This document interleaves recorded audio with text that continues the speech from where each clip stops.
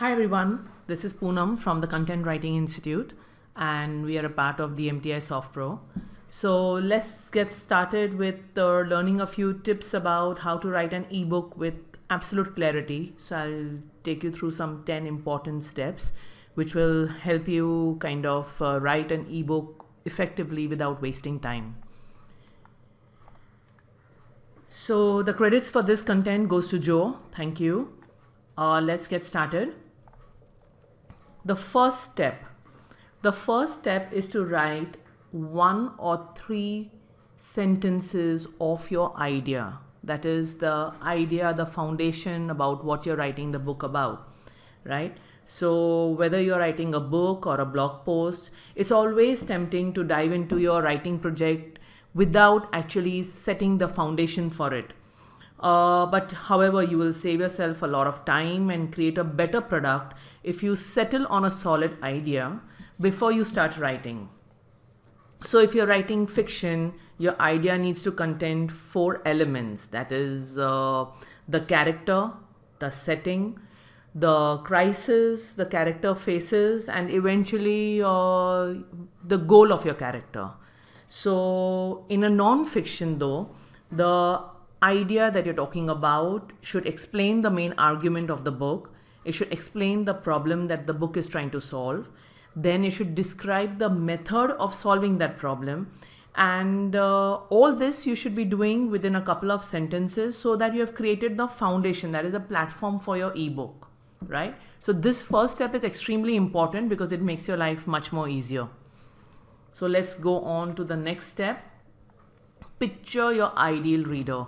I think this is something that I have repeatedly told in every session of mine, that first you need to picture that one person that you're writing the book for. And why that becomes so important is what I'll explain to you now is that first let's understand the definition of the meaning of a word story. As per the dictionary, story means a narrative, either true or fictitious, in prose or verse, and designed to interest, amuse, or instruct the hearer or the reader. Now basically that's the meaning of the word story. So it's only fair that we work around that. When people write solely for themselves, they tend to write stories that aren't very good because then it's all about themselves. Stories that don't instruct, don't amuse, or don't even hold the reader's interest. But when you start writing for a particular person, for others, especially for that one specific other, either the child, the lover, the best friend, they tend to write stories that are more exciting and full of life and obviously real. So that kind of connects with the reader much faster and it kind of resonates.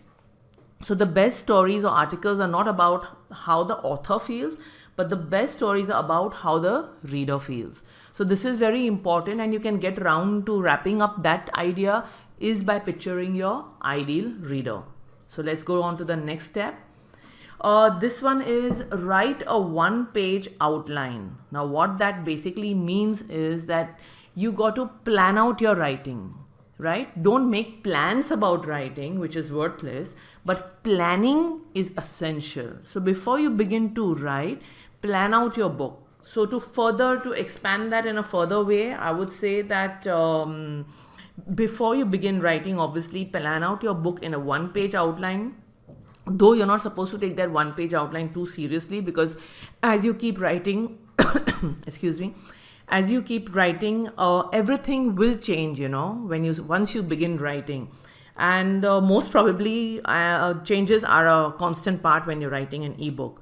But instead use this entire 1-page outline to think through your story from beginning to the end. So in this 1 page, you write your beginning till the end. So it becomes like an outline for you. You will likely come back to this outline again and again in your entire writing process. So this 1-page outline is very important because it brings you back to the point that you are writing about. So for example, I'll just give you a simple example. Maybe in the first act, your principal character is up a tree. In the second act, somebody's throwing stones at him. And in the third act, you're getting him down gracefully. So there are parts to it. So the situation, problem, and solution. Try working on that and make it a 1-page outline so you know what you don't miss the point basically about what you're writing. So let's go on to the next step, which is write one chapter at a time until your first draft is finished. So basically, it's good to have a daily count of maybe 1000 words per day when you're starting to write seriously and full time.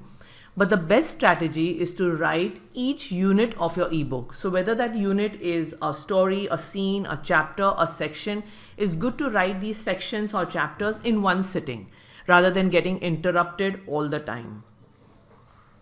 The next step, read through your book without editing. Yes, you heard me right, without editing. Because after you finish your first draft, read your manuscript without editing. Please understand that's very important. Because after you have written, you're too close to having any objectivity about your book. So don't waste your time editing your book line by line, because then you will end up just rewriting or even discarding major sections of your content. Right? Instead, get a fresh perspective and see what holes need to be filled in, what chapters need to be rewritten, which sections of the book should be thrown out, and you just read this. So the first draft should be just read in a very calm way without making too many dents to it, right? So let's go on to the next step. Rewrite until finished with your second draft. What this basically means is your second draft is meant for major structural fixes. In other words, once you've finished your entire ebook, the first time you're just reading it, checking out which holes need to be filled in or which sections need to be eliminated. But in the second draft, you're actually taking the saw and axing it, right? If you found any major holes in a reading stage, your second draft is a time to write or rewrite the chapters and the scenes or the sections. After the discoveries you have made reading your book in step 5, you may even decide to rewrite the whole section of a book. So here is where you're putting the hammer down, right? But in the 5th step, you're still just reading through it. 6th step is where you actually make major changes. Let's go on to step number 7. Readers, group, content editors, send your manuscript to a group of up to 10 friends or fellows in the same field. So it's better to get as many people from varied backgrounds as possible so they can read your book. Don't just depend only on friends because you think you can trust them, so they'll be less critical towards you.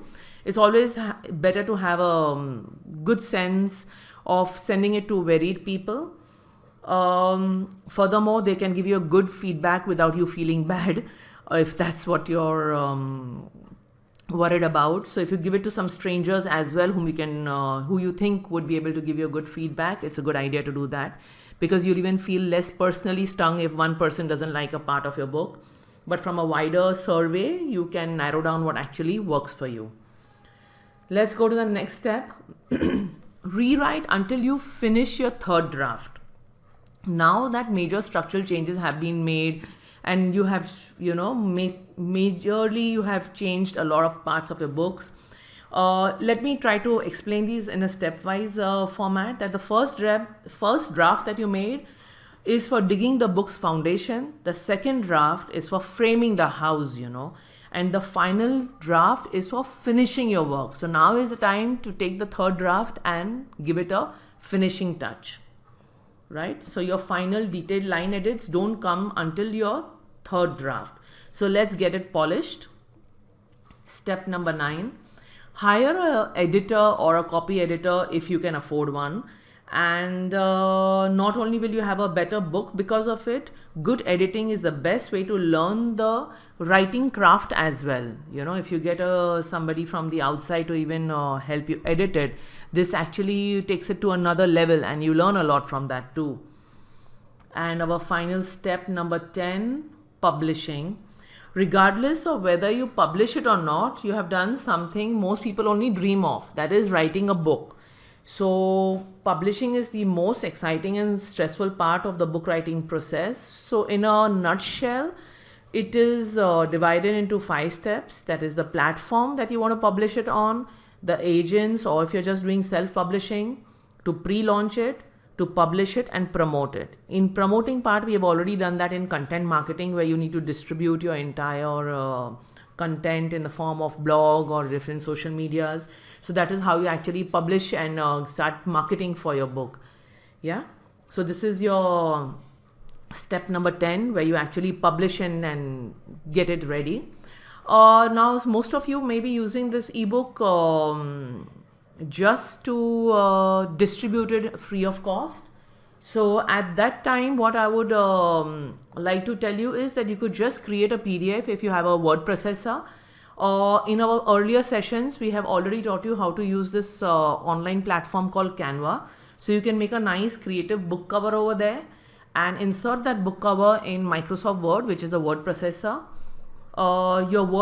Obviously your book content should be in Microsoft Word. You could edit it as per chapter and sections, put in the required page numbers and things like that. When it comes to creating a PDF, all you need to do is save your file, click on the file menu, which is your ribbon, click on export and save as a PDF. It's as simple as this, and your ebook in a PDF format is ready to distribute already. So if at all you're making this ebook just for free giveaways, then this is the most easiest way to create a PDF and your ebook is ready. So I hope this session has helped you understand the entire concept about how an ebook should be written and eventually published. I hope you have a good day. Thank you.